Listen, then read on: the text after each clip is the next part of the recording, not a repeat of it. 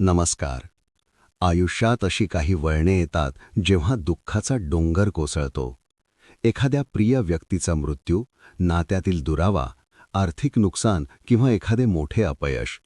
जेव्हा हे घडते तेव्हासे वाटते की आपल्या पायाखालची जमीन सरकली आहे. श्वास घेणेही जड होते आणि भविष्यात फक्त अंधार दिसू लागतो. दुःख ही एक अतिशय शक्तिशाली भावना आहे, जी माणसाला आतून पोखरून काढू शकते. पण जर मी तुम्हाला असे म्हटले की दुःख वाटणे नैसर्गिक असले तरी त्या दुःखात आयुष्यभर अडकून राहणे ही आपली स्वतःची निवड असते, हे ऐकायला कदाचित कठोर वाटेल. जेव्हा आपण दुःखात असतो तेव्हा कोणी आपल्याला असा सल्ला दिला तर आपल्याला राग येऊ शकतो. पण आज आपण कोणत्याही वरवरच्या सल्ल्याबद्दल बोलणार नाही आहोत.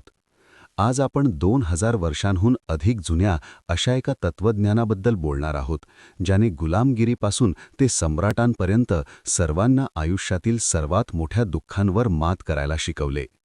हे तत्त्वज्ञान आहे स्टोइसिझम. रोमचा सम्राट मार्कस ऑरेलियस, एक महान तत्त्वज्ञ सेनेका आणि एकेकाळी गुलाम असलेला एपिक्टेटस यांनी या तत्त्वज्ञानाची मांडणी केली. स्टोइसिझम आपल्याला भावना लपवायला किंवा दाबायला शिकवत नाही, तर त्या भावनांच्या मुळाशी जाऊन त्यांना समजून घ्यायला आणि त्यांच्यावर विजय मिळवायला शिकवते.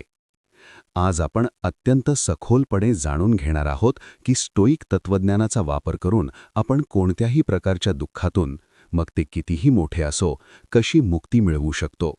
या प्रवासात आपण काही अत्यंत प्रभावी आणि व्यावहारिक तंत्रे पाहणार आहोत. शांतपणे ऐका आणि या विचारांना तुमच्या मनात खोलवर झिरपू द्या. 1. दुःखाचे मूळ, घटना विरुद्ध आपला दृष्टिकोन. स्टोईक तत्त्वज्ञानाचा सर्वात पहिला आणि महत्त्वाचा नियम एपिक्टेटस याने सांगितला आहे. तो म्हणतो, माणसाला परिस्थिती किंवा घटना त्रास देत नाहीत, तर त्या घटनांबद्दलचा त्याचा दृष्टिकोन त्याला त्रास देतो. जेव्हा आपल्या आयुष्यात एखादी वाईट घटना घडते, समजा आपली नोकरी गेली किंवा आपले एखादे नाते तुटले, तेव्हा ती फक्त एक घटना असते. निसर्गाच्या चक्रातील तो एक बदल असतो. पण आपले मन तिथेच थांबत नाही. आपले मन त्या घटनेला एक कहाणी जोडते. माझ्यासोबतच असे का झाले? माझे आयुष्य आता संपले. मी कधीच आनंदी होऊ शकणार नाही. ही जी कहाणी आपण स्वतःला सांगतो, तीच आपल्या दुःखाचे खरे कारण असते. नोकरी जाणे ही एक वस्तुस्थिती आहे, पण माझे आयुष्य उद्ध्वस्त झाले हा तुमचा निर्णय आहे, तुमचा निष्कर्ष आहे.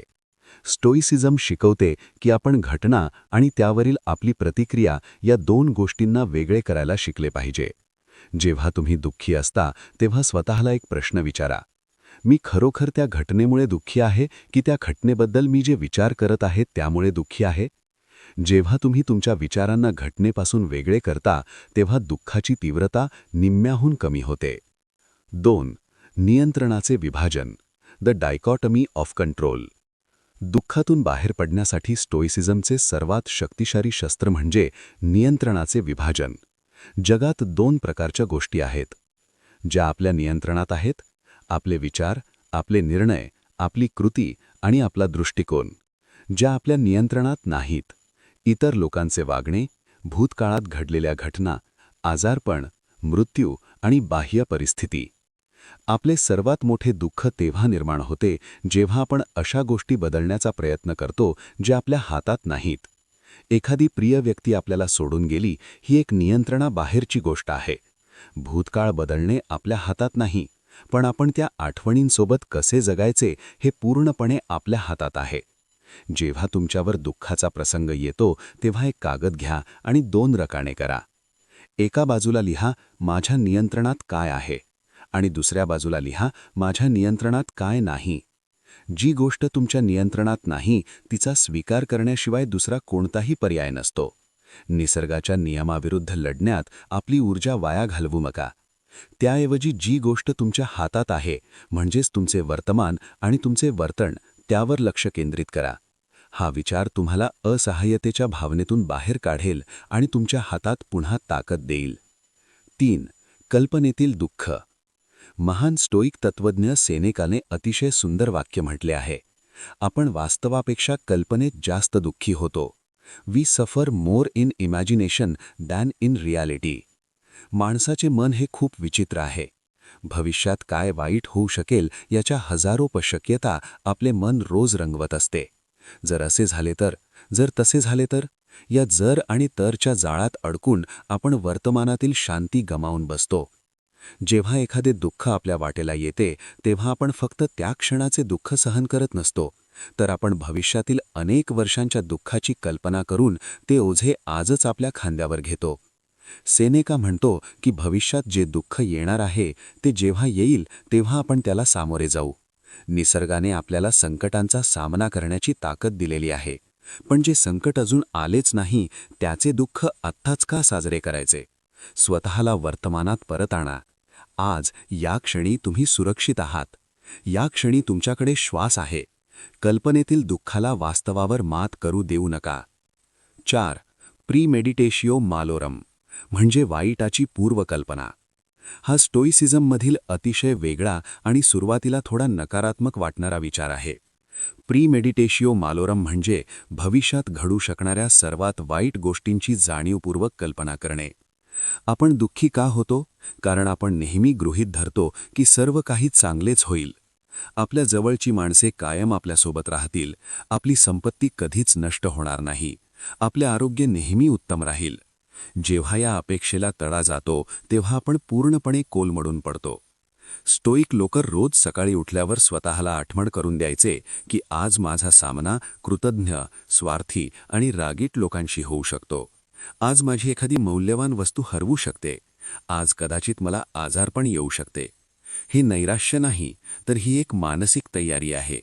जेव्हा तुम्ही आधीच स्वीकार करता की जगात वाईट गोष्टी घडू शकतात आणि त्या निसर्गाचाच एक भाग आहेत, तेव्हा त्या घडल्यावर तुम्हाला धक्का बसत नाही.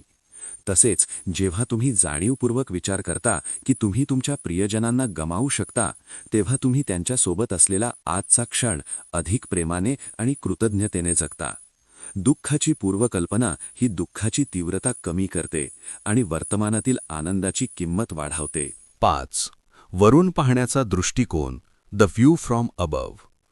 सम्राट मार्कस ऑरेलियस हा जगातील सर्वात सामर्थ्यवान व्यक्ती होता, पण तरीही तो स्वतःला जमिनीवर ठेवण्यासाठी ह्या तंत्राचा वापर करायचा.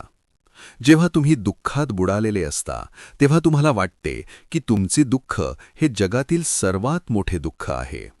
तुमचे जग त्या दुःखाभोवतीच फिरत असते. अशा वेळी वरून पाहण्याचा दृष्टिकोन, व्ह्यू फ्रॉम अबव्ह, हे तंत्र तुम्हाला वाचवू शकते. कल्पना करा की तुम्ही तुमच्या शरीराच्या बाहेर पडला आहात आणि आकाशातून स्वतःकडे पाहत आहात. तुम्हाला दिसेल की एका छोट्याशा घरात एक व्यक्ती बसून रडत आहे.